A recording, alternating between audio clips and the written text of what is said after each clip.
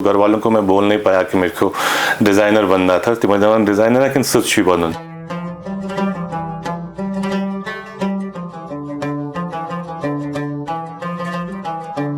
आज की मुलाकात के एक और शुमारे में आप तमाम नाजरीन का इस्तकबाल. आज हमारे मेहमान हैं ज़ुबैर किरमानी साहब, जो पेशे से एक फ़ैशन डिज़ाइनर हैं. तो हम इनसे जानते हैं फ़ैशन के बारे में, इनकी जर्नी के बारे में, और कश्मीर में इस शोबे को, फ़ैशन डिज़ाइनिंग को किस तरीके से देखा जाता है. Welcome to the show Zubair. अस्सलाम वालेकुम. Thank you for having me here. Zubair साहब, सबसे पहले हम आपसे जानना चाहेंगे आपकी थोड़ी पर्सनल लाइफ के बारे में. जैसा हमने सुना है, आपसे हमने बात की थी तो हमें पता चला कि इससे पहले शायद आप इंजीनियरिंग शोबे में थे और फिर इंजीनियरिंग से फ़ैशन डिज़ाइनिंग में शिफ्ट हो गए और कश्मीर में थोड़े कम रहे हैं, बाहर ज़्यादा रहे हैं. तो ये फ़ैशन डिज़ाइनिंग की तरफ ये इतनी रग़बत कैसे? ये सारा जो एक मेरा इंटरेस्ट हुआ वो घर से ही शुरू हो गया. माय ब्रदर, एल्डर ब्रदर, वो अच्छे आर्टिस्ट रह चुके हैं, मतलब एज अ हॉबी. और घर पे मॉम भी, she was one of the best knitting में करते थे. तो एक इंटरेस्ट जागा था. एंड तो स्कूल में जब था मैं, तो यही चीज़ें मैं फिर अपनी टी शर्ट्स में ड्रॉ करता था. I think that was a basic initial interest जो इसमें डेवलप हो गया था मेरा. फिर मैंने came to professional, obviously after 12th आपको सिलेक्ट करना था. सो घर वालों को मैं बोल नहीं पाया कि मेरे को डिज़ाइनर बनना था. तो मैं डिज़ाइनर है कि सच ही बनूं. So that was the time. और विद हिज ग्रेस उस टाइम फिर आई कुडंट कन्विंस देम, तो मैं इंजीनियरिंग के लिए ही गया था out of state. And unfortunately मेरे को एक्सीडेंट हो गया. My leg broke into 2 pieces. So I came back. तो फिर फाइनली आई टोल्ड देम मेरे को अब जी डिज़ाइनिंग ही करनी है. And finally they agreed to it. हाँ. So how was the journey? क्योंकि जब आपका डिज़ाइनिंग का सफ़र शुरू हुआ है वो दिल्ली में ही शुरू हुआ. आपका ऑफिस काफ़ी लंबे वक्त तक दिल्ली में था. तो डिज़ाइनिंग का सफ़र कैसे शुरू हुआ? अपनी लेबल कैसे बनाई? और उसका नाम जो है, वो नाम आप खुद बताएंगे, इसके नाम के पीछे क्या स्टोरी है? जी, सबसे पहले मुझे लगता है मेरे कपड़ों से पहले या डिज़ाइनिंग से पहले समहाउ नाम ही पहले आ चुका था. बिकॉज मैं नगीन में रहता हूँ और वहाँ पे सबसे ज़्यादा चिनार के ट्रीज़ हमारे पास, जो उसके चेंजिंग कलर्स हैं. तो आई वॉज क्वाइट इन्फ्लुएंस उससे. तो उसी टाइम से ही शायद मैं स्कूल में ही था 5th 6th में. तो बोनीपन अपने टी शर्ट्स में, कभी कभार अपनी कार पे भी लिख के, वो हमेशा. सो आई थॉट व्हाई नॉट इसी को ही यूज़ किया है, क्योंकि इसमें अपने एक रूट्स से कनेक्शन हमेशा रहता है. Paristan the bridal lounge presents शादी मुबारक बाय एंड विन 2.0. अब शादी के कपड़ों की शॉपिंग के साथ पाए मौका to win exciting gifts like LED TV, refrigerator and a washing machine. Lucky draw का हिस्सा बने और हर महीने की 15 तारीख को शाम 6 बजे जाने विनर्स के नाम. सोचे नहीं, जल्दी से पहुंच जाए. Paristan the bridal lounge, ground floor, city mall, MA road, Srinagar. तो बोनीपन जो इसका नाम है वो अपने रूट से लिया है आपने. फिर फैशन डिज़ाइनिंग दिल्ली में कैसे रही? ये लेबल जो आपने बनाया, क्योंकि कश्मीर में काफ़ी कम लेबल्स देखने को हमें मिलती है और फैशन इंडस्ट्री से काफ़ी कम जो है लोग हैं जुड़े हुए हैं. हाँ, आर्टिजन्स बहुत सारे हैं जो आर्ट एंड क्राफ्ट बनाते हैं, जो पश्मीना शॉल्स बनाते हैं, सोजनी का काम करते हैं, आरी का काम करते हैं, लेकिन लेबल की लेवल पे हार्डली कोई जा पाता है. तो लेबल बनाने के पीछे कैसी जर्नी थी? ये लेबल जो है, ये मेरे हिसाब से सबसे मुश्किल चीज़ है. एंड इसकी रिकॉग्निशन, एक्सेप्टेंस मार्केट में होना. Because India is a vast country. मुझे लगता है हर साल लाखों में डिज़ाइनर्स निकलते हैं, from big families, average families, और कुछ तो अपने प्रोफेशन भी चेंज करते हैं. Because competition is very much. क्योंकि इसमें आप कुछ याद करके, रटा करके कुछ होगा नहीं. जो है प्रैक्टिकल है, एक्सेप्टेंस है आपकी. If media writes about you, authentic media, big magazines, buyers वो खरीदेंगे आपका. सो यू शुड अंडरस्टैंड कि आपकी डायरेक्शन सही है. And that's just a beginning. तो मैंने जो अपना काम शुरू किया था, न्यू दिल्ली से शुरू किया था. It was a very small room. I think इससे छोटा होगा वो. तो आई ओनली वॉज डूइंग कि रिसर्च हो रही थी, डेवलपमेंट. एंड उन दिनों में तो इंटरनेट समझो एक स्नेल पेस पे चल रहा था. Files were not getting downloaded.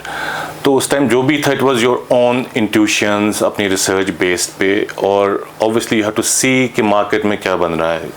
मेरा मेन फोकस था अपना सिग्नेचर लुक स्ट्रॉन्ग बनाना, ताकि जो मैं बना रहा हूँ वो किसी के साथ क्लैश ना हो.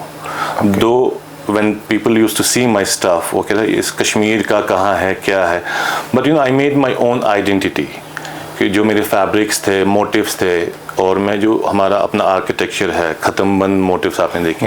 अब देखिए मेरी इन्फ्लुएंस जो गारमेंट्स में भी हमने उनको कन्वर्ट करके एक नया डायरेक्शन दे के, and people accepted it, they start wearing ख़त्म बंद ऑन देयर गारमेंट्स, वो डिज़ाइन। और मेन थिंग वाज जो फैब्रिक्स हमारे थे उस टाइम पे भी we used to use only handloom fabrics, जिसकी एक हाथ, there is a different touch and feel to it, we had to understand.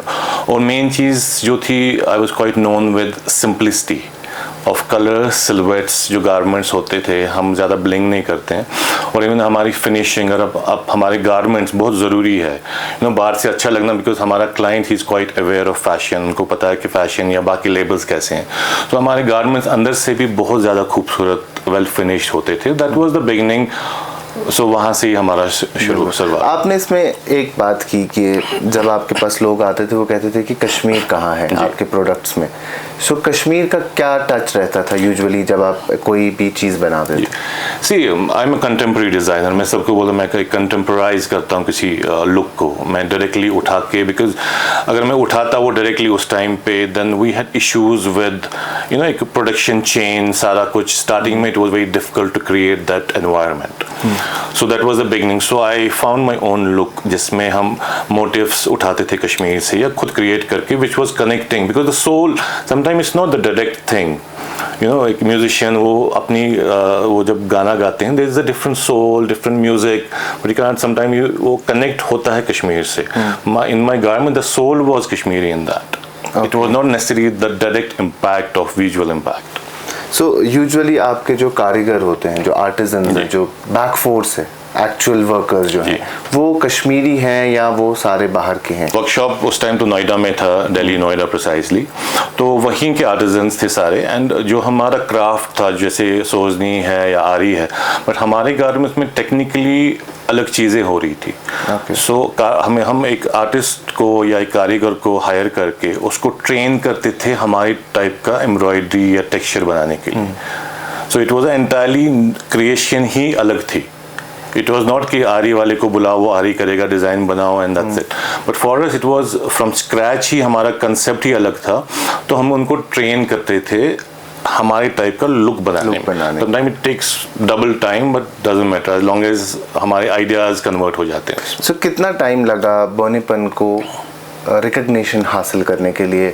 जैसे हम देखते हैं बड़े बड़े लेबल जो होते हैं, फिर वो फैशन शोज़ में जाते हैं, उनके कपड़े पहन के लोग रैंप वॉक करते हैं, या बाकी सारी चीज़ें होती है, बड़े सेलिब्रिटीज़ वो कपड़े पहनते हैं तो रिकग्नाइज होते हैं। तो वो रिकग्निशन हासिल करने के लिए कितना वक्त लगा? मैं तो शुक्र ऊपर वाले का ही करूँगा, बिकॉज मैं जब दिल्ली में गया था, मैं लिटरली किसी को नहीं जानता था वहाँ पे।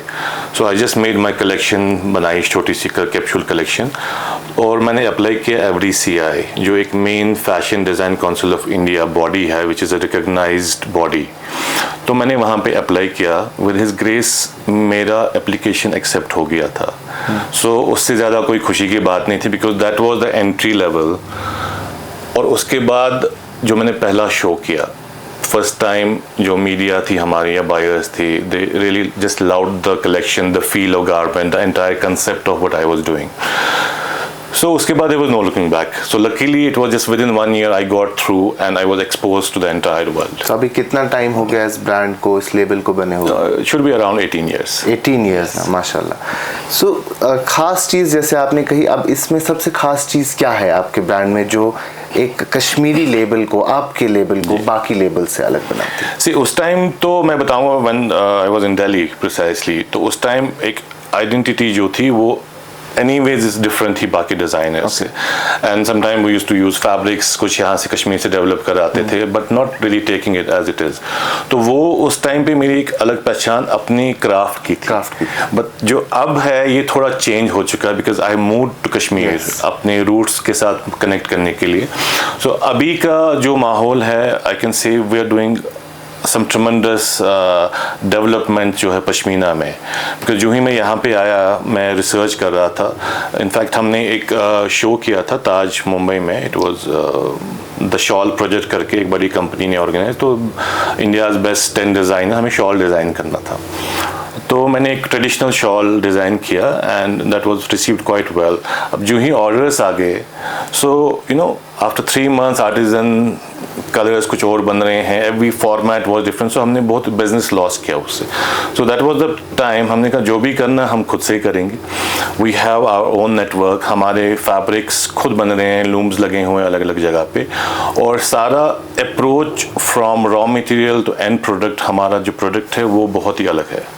सो उससे हमें और एक रिकग्निशन अलग है, एंड इट कंटिन्यूड हमारा जो यूनिक प्रोडक्ट है, because we not necessary want to be the best और गुड, वी वांट कि हमारा प्रोडक्ट यूनिक रहे, सो दैट एक पेनिट्रेशन इन द मार्केट, और जो भी देखता है एक प्रोडक्ट तो हमेशा याद रहता है. बिल्कुल. So as you said you move back to Kashmir, कुछ साल पहले आप कश्मीर वापस आए. कश्मीर में या और दिल्ली में क्या मेजर डिफरेंस देखने को मिलती है एज ए फैशन डिज़ाइनर, क्योंकि दिल्ली काफ़ी बड़ी जगह है, वहाँ नेटवर्किंग शायद ज़्यादा आसान होती होगी करनी. Now you are back in Kashmir, अब आपका ऑफिस सेटअप कश्मीर में है, श्रीनगर में है, तो ये कैसे डिफरेंट है दिल्ली से, और यहाँ क्या चैलेंजेस ज़्यादा फेस करने पड़ते हैं? यहाँ पे दो चीज़ें हैं. एक तो जो यहाँ का फैशन सिनेरियो है, I think I am not sure ये उस लेवल पे फैशन जिसको fashion, you know, I can से कि आपका फैशन जो आप पहने वो गलत है, but if we talk about एक mainstream fashion which is recognise, जो इंडिया को या पूरी दुनिया को, you know, Paris fashion week है, इंडियन फैशन वीक, जो मूव करते हैं फैशन को, मेन बॉडीज, सो वो यहाँ पे आई डाउट कभी होगा, बट जिस तरीके से डेवलपमेंट्स हो रही थी, आई एम श्योर कुछ ना कुछ होगा इन कमिंग फ्यूचर. सो वहाँ पे because our people are not yet ready, because हमारी प्रायोरिटीज कुछ और है, खानदर शु करो, मकान शु बनाओ, you know, and you know they have to spend on them, they have to feel good. So जो ही, यू नो, एक टाइम अभी आई एम श्योर लगेगा उसमें. और चैलेंजेस यही हैं कि जो यहाँ पे it's more less it's craft centric rather than fashion centric place. तो और हमारा वे लकी है ना, जो हमारा क्राफ्ट है, सोजनी है, आरी है, तिल्ला, in pashmina, it's a luxurious product. सो वो एक प्रोडक्ट हर कश्मीरी के पास है, एंड इट गोज अब्रॉड. सो इसलिए there are two different thing, the craft centric and fashion centric. तो फैशन सेंट्रिक होने में अभी आई थिंक काफ़ी टाइम लगेगा. क्राफ्ट सेंट्रिक का मतलब हम ये समझे कि जो चीज़ चलती आ रही है वो कंटिन्यू हो रही है, उसमें कुछ चेंजेस या they don't play with that. See, that's a different part. Okay. अभी जो हमारा craft is like gold. People, everybody wants to own a piece of it. It could be any craft. Yes. और फिर बात आ गई कि अब देखिए, अब इसमें भी अभी बहुत प्रॉब्लम्स आ रही है. What I could see is जैसे कारपेट डेवलपमेंट वो ऑलमोस्ट वैनिश हो रहा है. So the reason only is we have to change our thinking. हमको अब क्रिएट करना ज़रूरी है. जैसे मैंने अभी बोला आपको, अच्छा बनाना, लोगों को पता है कि कश्मीरी शॉल कितना अच्छा है, but we have to create a different product now. अगर हमें इसको रिवाइव करना है, जो लॉस्ट ग्लोरी हमारी क्राफ्ट्स की थी, सो हमें इसको बिल्कुल एक नए अंदाज से, कुछ चीज़ें definitely they are classic pieces, उनको as it is maintain retain करना है, बट हमें आगे मूव होना बहुत ज़रूरी है. So that you know world it's a different world is changing very quickly nowadays. So हमें उस हिसाब से भी अपने आप को मोल्ड करना है, एंड थोड़ा सिंक होना है फैशन के साथ, what goes quite well, and maybe we don't want to restrict कि शॉल योचु बनाओ. So we have to innovate these techniques into maybe wall art है, या हमारा apparels में है, और different product lines बनानी है इसमें, because we already have craft. तो कुछ चीज़ें आपको लगता है कि रिवाइव करने की बहुत ज़्यादा ज़रूरत है, जो शायद पहले होती थी, जैसे तिल्ला वर्क. तिल्ला आज अब वापस आने लगा है ट्रेंड में, लेकिन बहुत टाइम तक वो गायब हो गया था. और पहले लेकिन हमारी माएँ दादियाँ जो थी वो यूज़ करती थी इन चीज़ों को. तिल्ला फैरन बहुत यूज़ होता था, लेकिन फिर गायब हो गया, अब वापस आया. तो ये चीज़ें कैसे हो सकती है, नए डिज़ाइनर्स जो हैं इनको कैसे वापस ला सकते हैं? मेरे को जितना भी लग रहा है कि तिल्ला का रिवाइवल तो हो चुका है, it's fully into the market. और लोकल पीपल, यू नो, ये एक अच्छी चीज़ है, they are feeling proud to wear their culture. और ये अब्रॉड भी जा रहा है. And it's not only Kashmiris, non Kashmiris are trying to get into it. They want to feel that touch of tradition. But अब हो क्या रहा है, इसमें वी डेफिनेटली नीड इंटरवेंशंस. वो सेम फैरन आप कितना भेजोगे, सेम डिज़ाइन आपका सड़क पे बिक रहा है, एक बुटीक पे बिक रहा है, या ऑनलाइन बिक रहा है. So we have to create brands. और जो माशाल्लाह आपने अभी बोला कुछ ब्रांड्स अच्छा कर रहे हैं, so I think it's our responsibilities कि डिज़ाइन रिसर्च पे फोकस बहुत ज़रूरी करना है, कुछ अलग डिज़ाइन बनाएं which is known to a specific brand. तो वही इसको और पुश कर पाएगा. जुबैर साहब, जब आप कश्मीर आए, जैसे आपने कुछ बातें कही, उसमें से हमें एक लगता है कि यहाँ का एक जो क्लास है, एक जो लोग हैं सोसाइटी में, वो मॉडेस्ट क्लोथिंग की तरफ ज़्यादा अट्रैक्ट होते हैं या वो यूज़ करते हैं ज़्यादातर, ओवरऑल अगर हम देखें एक large population.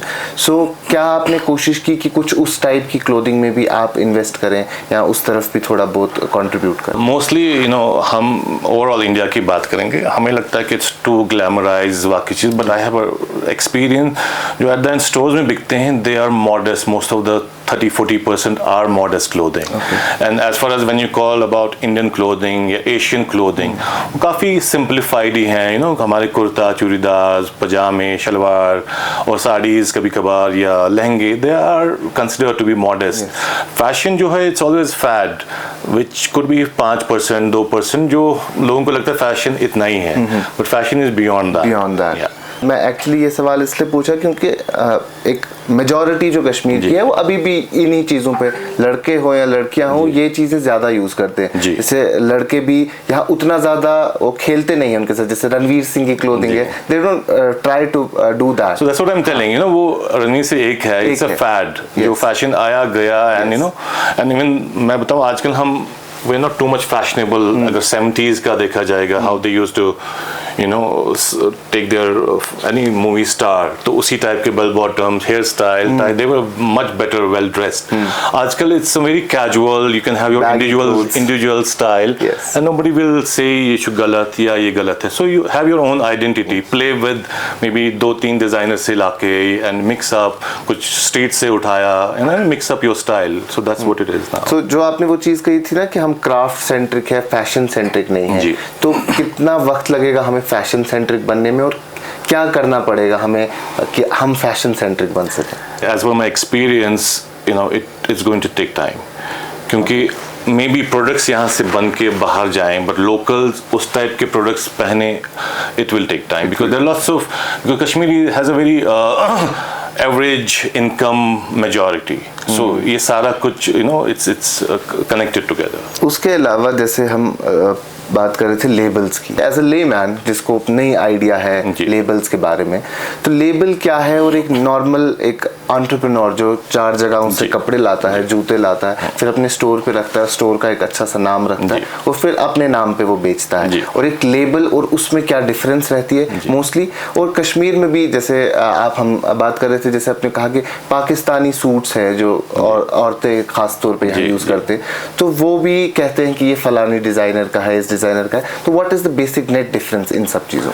So there is a huge difference. Firstly now I am in Kashmir, तो यहाँ पे काफ़ी entrepreneurs were doing fantastic job, but mostly what जो मेरी लिमिटेड रिसोर्सेज या मैंने कुछ फ्रेंड्स भी अच्छा कर रहे हैं, दे डूइंग फैबुलस जॉब, तो मोस्टली जो हैं वो सोर्स कर रहे हैं कपड़े वहाँ यहाँ से, and may be they may not have their own workshop way they create, एक डिज़ाइन स्टूडियो भी नहीं होगा जहाँ पे अलग डिज़ाइंस बनाए जाएंगे, एक मास्टर प्रॉपर होगा ही नहीं जो कटिंग करे, so every time it's like a small hospital, जो ना आप हर चीज़ें अंडर वन रूफ, हाँ, तो वो आप लेबल कैसे, वो आप कल दिल्ली जाओगे वो सड़क पे मिलेगा वहाँ पर भी, so then you will feel it's cheating, there are lots of things, so वो चीज़ नहीं होगी। एंड सेम आर्ट वर्क जो अभी बात भी कर रहे हैं, वो सड़क वाला भी बेच रहा है या कढ़ाई कौन कर रहा है उनको कुछ पता नहीं है, as long as the main brand जो हम बात कर रहे थे, दे आर रिस्पॉन्सिबल ब्रांड्स, उनकी जो डेवलपमेंट होती है, let it be a single line, वो डेवलप की गई है, there's a huge difference about sourcing and developing. तो हमारा जो मेन बनता है, everything is we create in house, from designing to creating the embroideries, फिर उसके silhouettes होते हैं अलग अलग shapes में, वो सब in house होती हैं, and it's showcased in a different platform. Where people understand how much time a garment has taken, why this is expensive, so that there's a huge difference between that. Zubair साहब, last में मैं आपसे एक सवाल करना चाहता हूँ। अक्सर हमारे जहन में आता है जब हम किसी ब्रांड का नाम सुनते हैं तो अफोर्डेबिलिटी एक हमारे जहन में चीज़ आती है कि फॉर एग्जांपल मैं आपके ब्रांड का नाम लेता हूँ, बनीपन के कपड़े मैं पहनता हूँ, बूनपन CH बोर्ड ब्रांड, ये बहुत महंगा होगा, क्या मैं अफोर्ड कर पाऊँगा? एक कुर्ता पजामा जो मैं मार्केट से 2000 रुपये में ले लेता हूँ, इनका वो 10,000 रुपये का होगा, तो it will be very costly. तो ये बात किस हद तक सही? कॉस्टली कुछ होता नहीं, अगर आप दोनों लीव के ब्रांड का वैल्यू क्या है नहीं है, अगर हम दोनों प्रोडक्ट्स आप सामने रखोगे आपको खुद पता चलेगा इसमें डिफरेंस क्या है। जो मैं बताया वो आपको पता नहीं वो बना कर आ रहा है, is there ethical practice happening, मतलब जहाँ पे वो बन रहा पीसेस वहाँ पे लाइटिंग, हीटिंग, मतलब वो सब चीज़ें, facilities, first aid, are they getting paid well, बहुत चीज़ें इसमें आती हैं।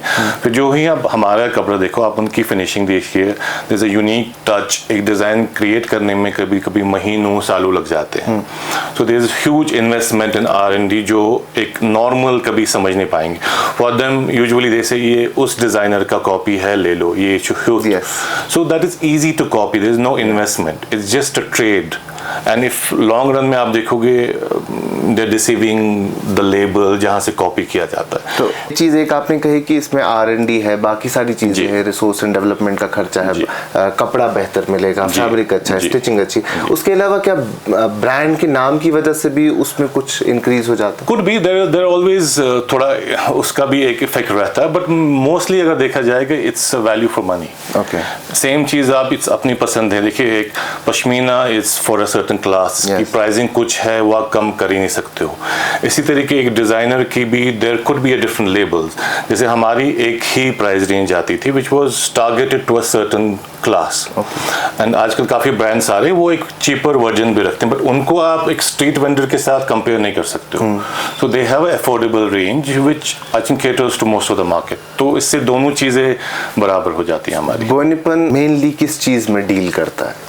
सी करंटली हमारा जो फोकस है, एंड सिंस कश्मीर में हम आए तो हमारा फुल फोकस अभी पश्मीना डेवलपमेंट में है। हम उसको from raw material to end product, तो उसमें बहुत सेम चीज़ जो R&D हमारी रिसर्च डेवलपमेंट की पश्मीना को एक अलग तरीके से कैसे दिखाया जाएगा with value addition. Nothing more nothing less than pashmina? No, only pashmina. Only pashmina, because you know वहाँ पे जो हमारी डेवलपमेंट्स होती हैं, द एड-ऑन्स होते हैं, पश्मीना जस्टिफाइज दैट। ओके, और हम चाहते भी हैं इस क्राफ्ट को ही हम प्रमोट करें, बिकॉज फिर बहुत चीज़ें हैं in between, we don't want to disturb और डाइल्यूट इट। ओके, सो हम इसमें ही अभी हमारे शॉल, स्कार्फ्स है, वी डू वॉल आर्ट और कुछ और डिफरेंट प्रोडक्ट्स जो मैं बता रहा था। हम इसको अच्छा ही नहीं करना चाहते, बट हम इसको अलग भी बनाना चाहते हैं, बिकॉज उसी से हमारी पहचान and keeping the tradition alive वो बहुत ज़रूरी है कि ब्लाइंडली हम कुछ भी नहीं कर सकते ना।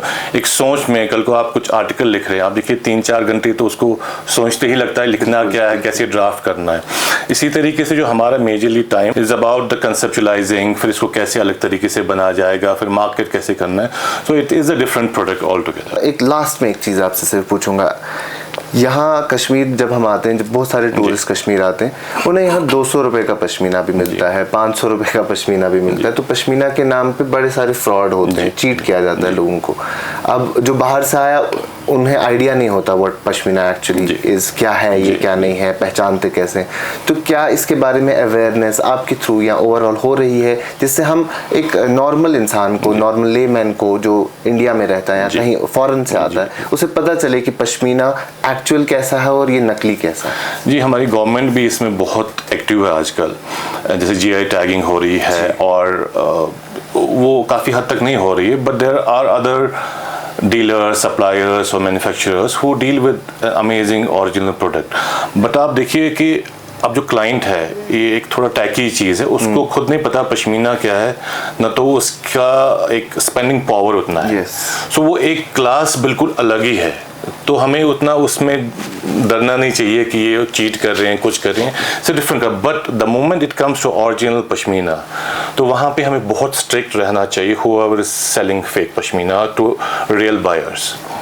तो यू नो हमें थोड़ा सब चीज़ें बैलेंस करके चल के वहाँ पे हमें स्ट्रिक्ट लॉज रखने चाहिए। कोई कर रहा है उसको punishment whatever way it's possible should be given.